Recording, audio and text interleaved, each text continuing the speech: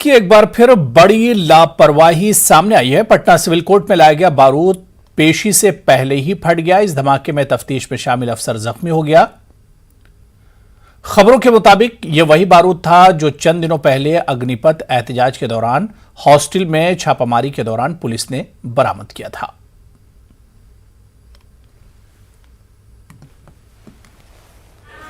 बारूद बरामद हुआ था पटेल छात्रावास से, उसी को जांच कराने के लिए आदेश लेने के लिए सिविल कोर्ट गए थे, उसी पर फट गया। किसको विधि विज्ञान प्रयोगशाला में भेजना होता है, जांच करवाने हेतु भेजना होता है, तो उसको पर दर्ज के नमूना को लेकर आए थे यहाँ से कोर्ट से परमिशन प्राप्त करने के लिए। और इसी क्रम में जब वो पब्लिक प्रोसिक्यूटर्स उसको फॉरवर्ड करवाने के लिए प्रदर्श को हाथ में पकड़े हुए थे, तो संभवतः गर्मी की वजह से जो फ्रिक्शन होती है उसकी वजह से उस पर ब्लास्ट हो गया, जो डिब्बा में इसको रखा गया था। जब विस्फोटक यहाँ पे सिविल कोर्ट में लाया गया था तो आखिर वो सुरक्षित क्यों नहीं था? सबसे बड़ा सवाल है कि अगर विस्फोटक पाउडर के रूप में रहेगा तो उसे कैसे ले जाना है? क्या इसकी ट्रेनिंग पटना पुलिस के पास नहीं है? सबसे बड़ा सवाल ये भी है कि बम स्क्वाड जो टीम थी उसे साथ में क्यों नहीं लाया गया? उसे आखिर क्यों नहीं साथ में रखा गया? जो पाउडर, जो विस्फोटक साथ में लाया गया था, वो विस्फोटक क्या सुरक्षित जो डब्बा होता है जो 3 लेयर का, क्या उसमें रखा गया था? अगर नहीं रखा गया था तो फिर इतनी बड़ी लापरवाही कैसे बरती गई?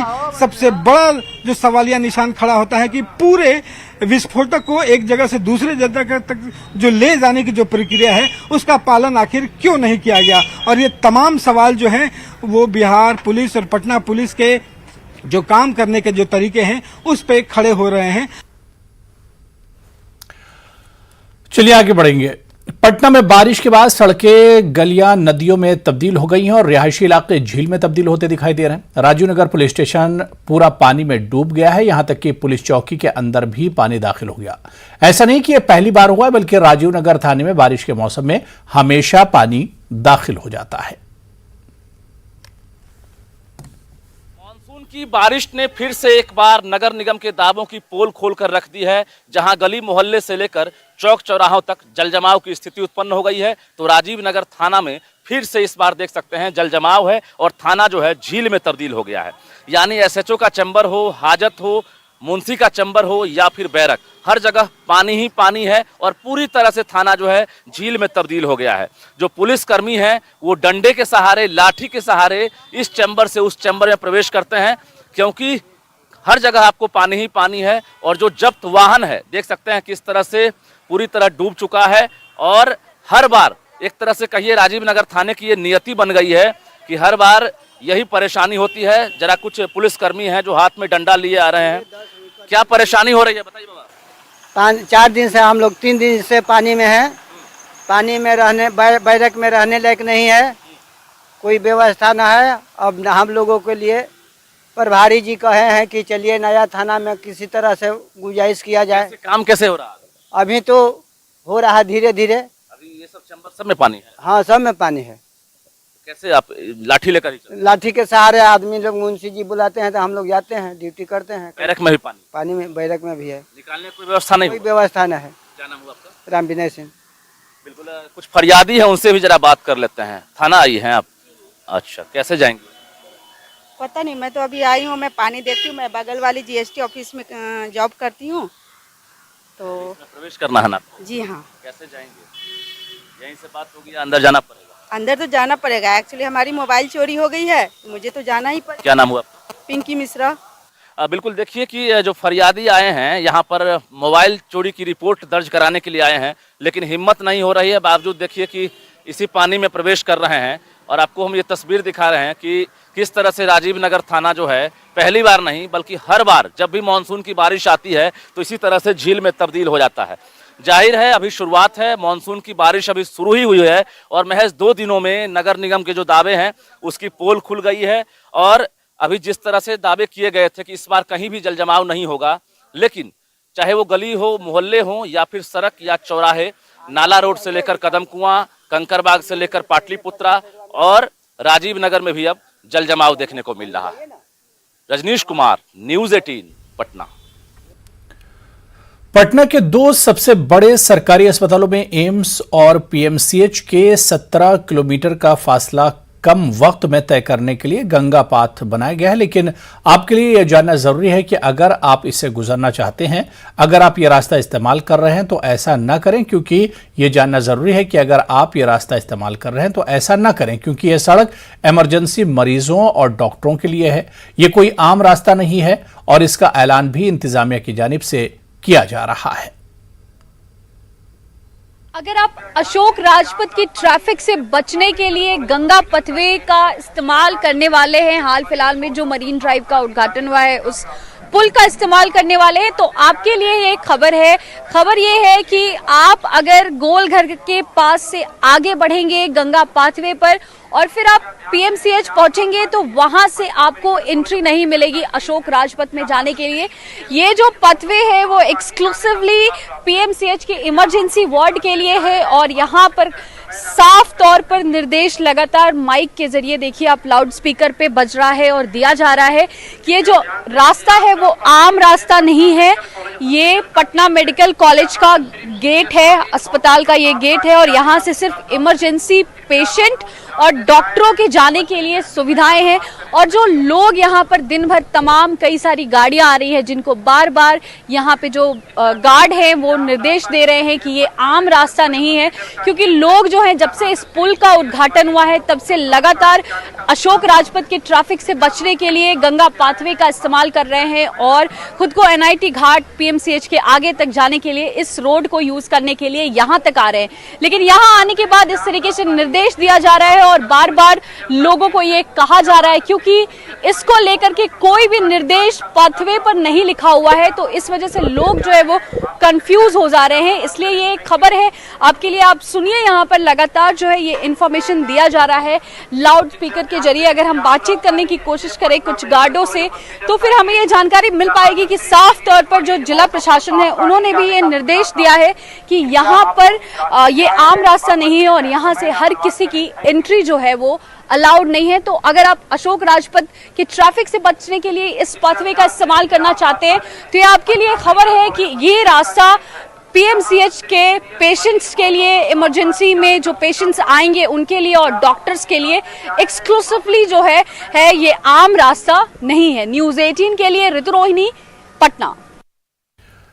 पूर्णिया की 82 सब डिवीजन में बारिश की वजह से सैलाब की सूरत हाल है और कटाव से गांव-गांव मुतासिर हो रहे हैं।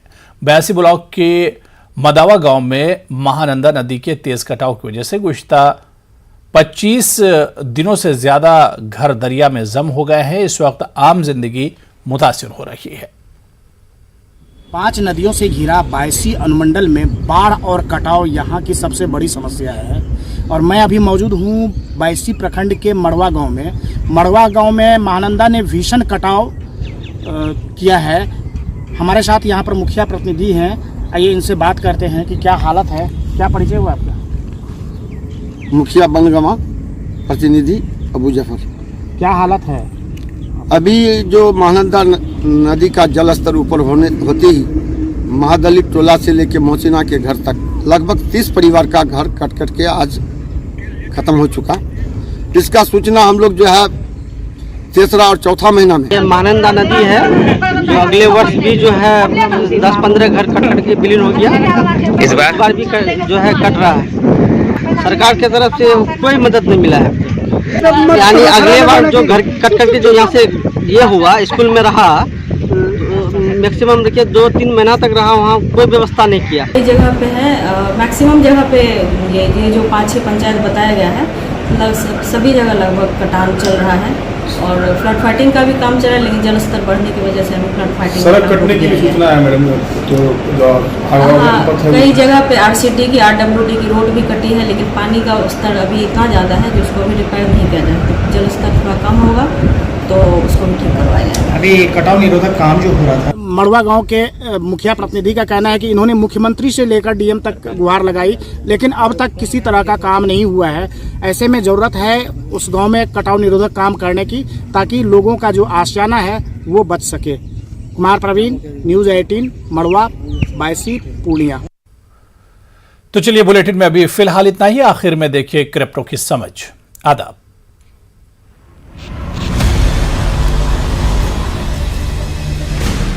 Z and news 18 network present crypto की समझ।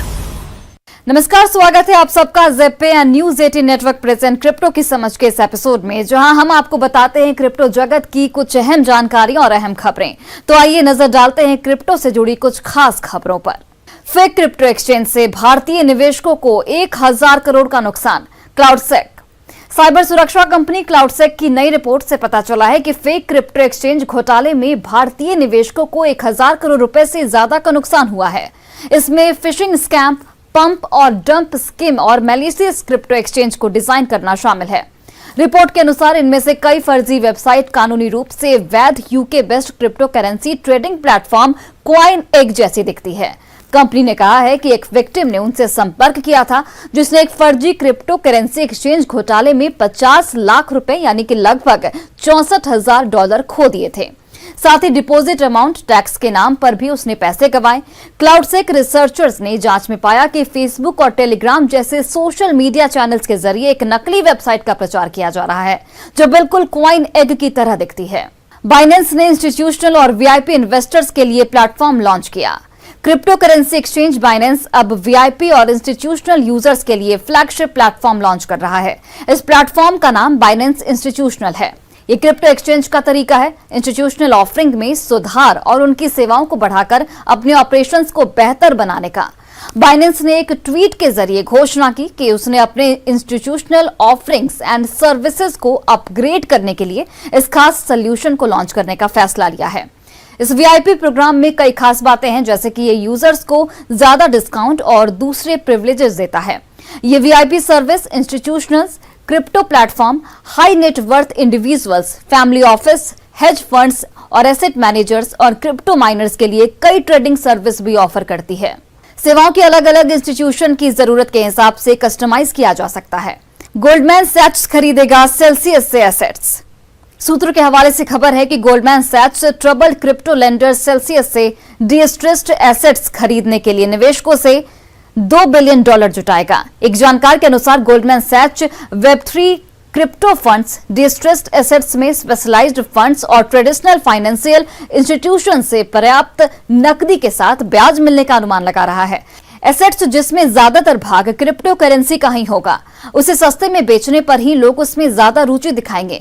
सेल्सियस, जिसने इस साल मई तक ग्राहकों को $8 बिलियन से ज्यादा का उधार दिया था और मैनेजमेंट के लिए $12 बिलियन के एसेट्स थे, उसने अचानक 12 जून को घोषणा की कि वह एक्सट्रीम मार्केट कंडीशंस के चलते अपने प्लेटफॉर्म से विथड्रॉल्स पर रोक लगा रहा है। इससे बिटकॉइन की कीमत $20,000 से नीचे आ गई। क्रिप्टो की समझ के आज के एपिसोड में फिलहाल के लिए बस इतना ही। उम्मीद करते हैं कि यह जानकारी और खबरें आपको एक बेहतर क्रिप्टो निवेशक बनाने में मददगार साबित